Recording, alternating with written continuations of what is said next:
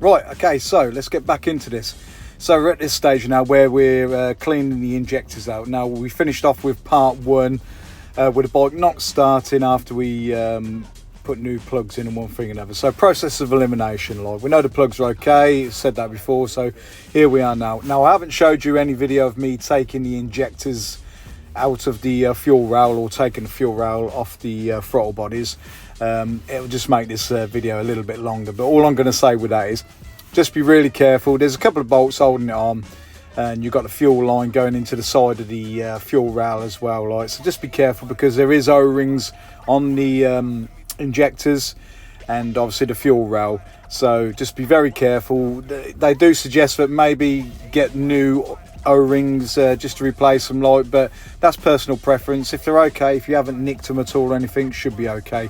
Just be careful when putting them all back in. Probably put a bit of red rubber grease, just smear a little bit on the O-rings just so they slide in okay. So anyway, injectors are out. I do apologize, some point in the video I will refer to the injectors as jets, so just bear with me. Anyway, you'll get the idea. So this is me at the minute. I'm just showing you the injectors, one thing and another. So it's going to go into more detail in a minute, but like, bear with. It's you know, very informative. It's a little bit long, about 18 minutes long, this video, but you should get out of it everything you need if you're following us. Now, the makeshift equipment what we've got, pretty crude, but obviously we've taken this from somebody else, like, anyway. So rubber tire valve, okay, complete one. Pick it up from any, you know, quick fit or whatever, if they'll give you it for free if you're lucky. So that's all you need. Okay, so it's quite malleable, shall we say. So obviously I need that to go on either end of these.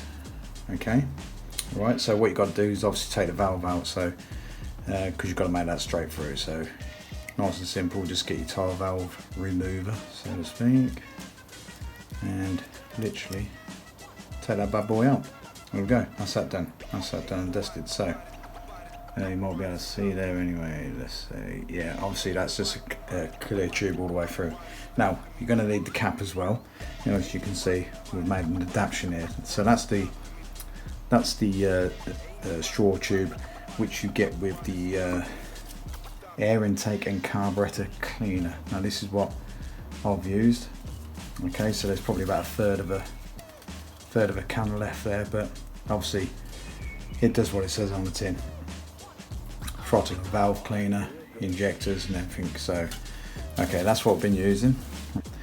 Okay, now you got the cap which comes with the valve, obviously, and you just need to make a really sort of tiny hole basically to the diameter of the tube there, and poke it through basically, because what we're trying to do, I mean, this is ideal. This is, whoever come up with this, it's pretty good thinking, right? Because you've got to get a real tight seal onto the injector, and obviously that screws on nice and tight as well, and that's nice and tight in there as well. You could probably get your soldering on, and just, if you're careful, just melt it just gently, but be careful not to melt the tube, just to form a good seal.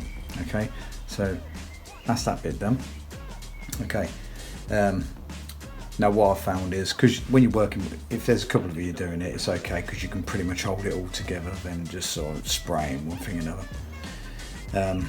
So when said valve is on there, let's just say on that side, and then the Jubilee clip, whatever you guys want to call it, goes on there, tightens up just so it grips it, then you know you can forget about that third hand you need to do the job. Right, so that's what the Jubilee clip's for, so that's taken care of that. Now next thing is, obviously got to rig up a power supply, because basically that's got a solenoid in it which opens up. There's a coil in there, so you've got your two terminals there. We're going to test this in there, just run, just so you know what to do if you come to do this as well. So what I've done is, ignoring the testing in a minute, I've rigged up this crude, I'm using that word again, little battery pack to put enough volts through there just to open up the solenoid. So basically when the solenoid opens it up, then you spray the cleaner through it, shoots out, because obviously if you haven't, you've got to trigger that solenoid, otherwise it's just closed basically. Okay, so this is what I've got, just one of these little battery packs you pick off Fleabay or Amazon. Now that contains 3 AA batteries in there, which obviously they're 1.5 volts each, so there's about just under sort of 5 volts current going through this. Now this is what I've just made up, just connected it all up, and what I've done as well, went down to Halfords and just put I think it's a 2 amp fuse in there as well. Like, you know, obviously the last thing I want to do is put too much power into there and bugger that up. So I mean, as far as I'm aware, I haven't looked into it too much, but obviously 12 volts is running through the bike, but I didn't want to run 12 volts straight through that. So tested it, and sort of 4.5 to 5 volts, which the batteries are kicking out, is enough to open the solenoid in there so you can do the job. So I'm quite happy with that.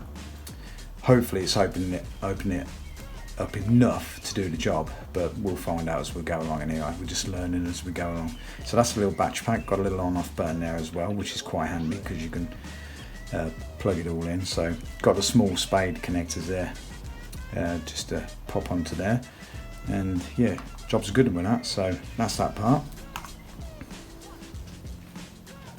Now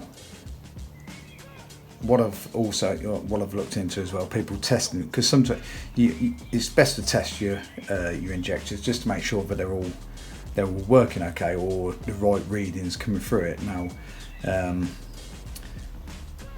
it is a circuit.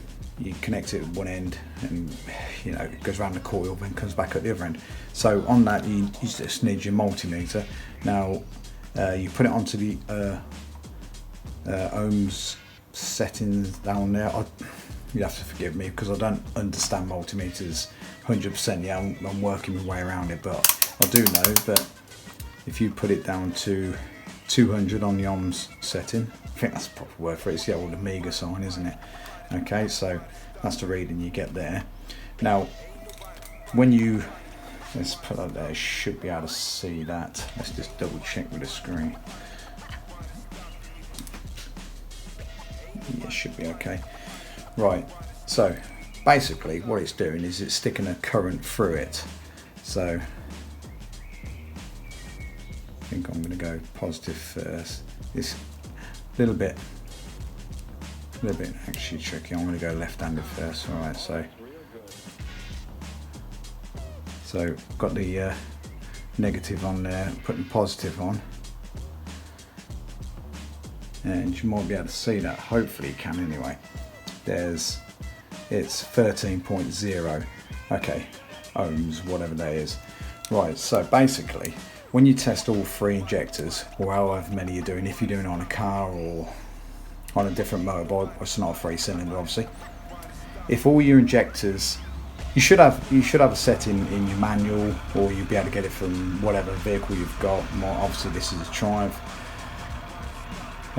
Manufacturer spec should be there. So if all the injectors are showing the same reading, as far as I'm concerned, that's it. You know, jobs for the boys, isn't it? They all should be working. If there's a variance, you know, this was coming up at 13.0 or whatever.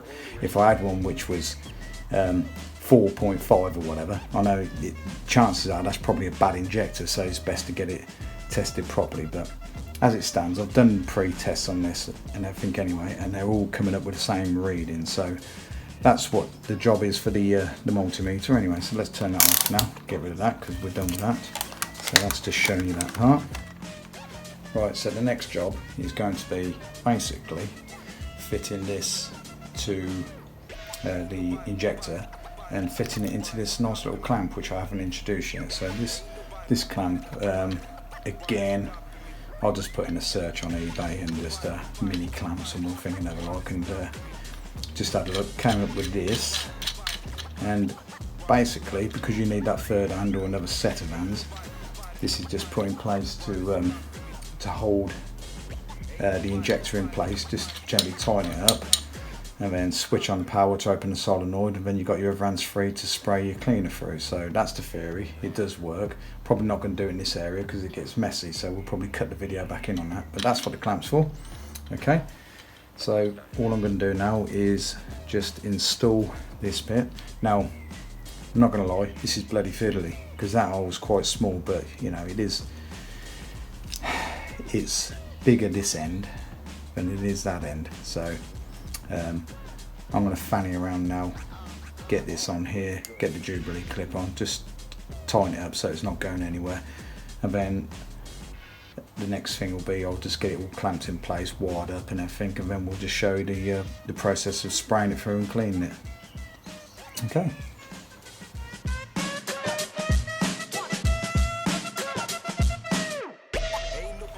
Okay, so right, hopefully you can see all this. I'm zoomed in a little bit anyway so you can see it all. This is the clamp obviously, and the power pack with the connectors going onto the injector.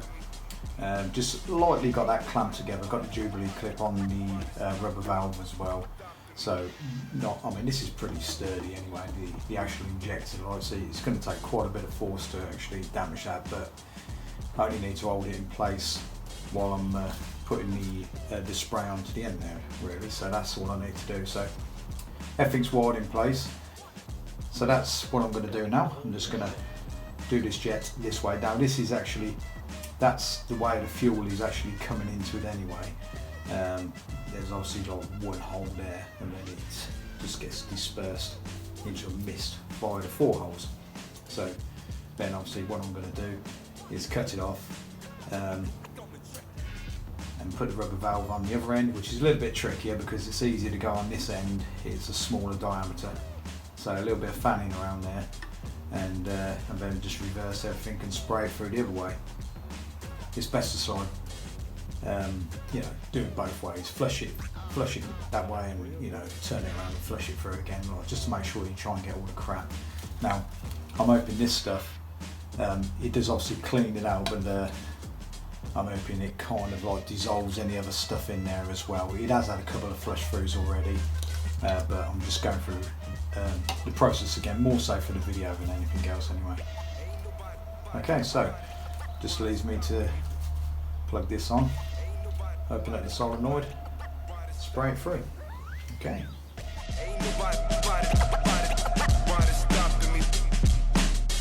So you won't be able to hear the click of it. All you can hear is the click of the button being switched on from the power pack, but it is working.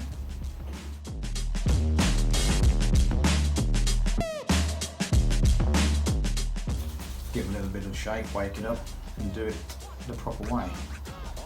Okay, so that solenoid is open.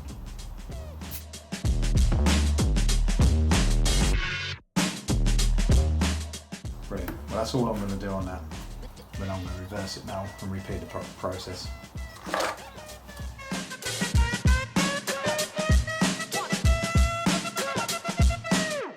Ain't nobody stopping me.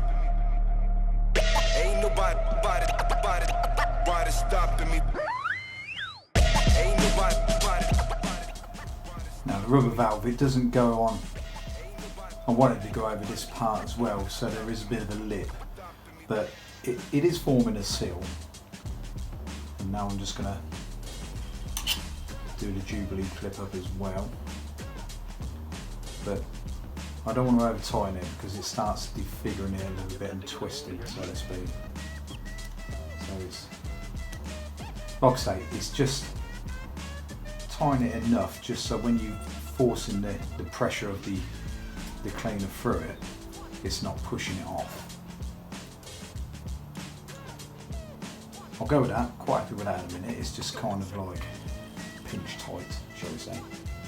So you might be able to say that, might not be, but there's just like one jet. So that's the inlet, shall we say. So now we're pushing it through from the other side. So again, make the connections.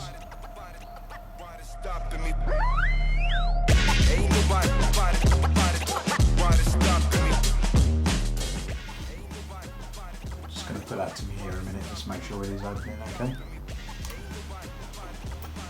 Yep, that's fine.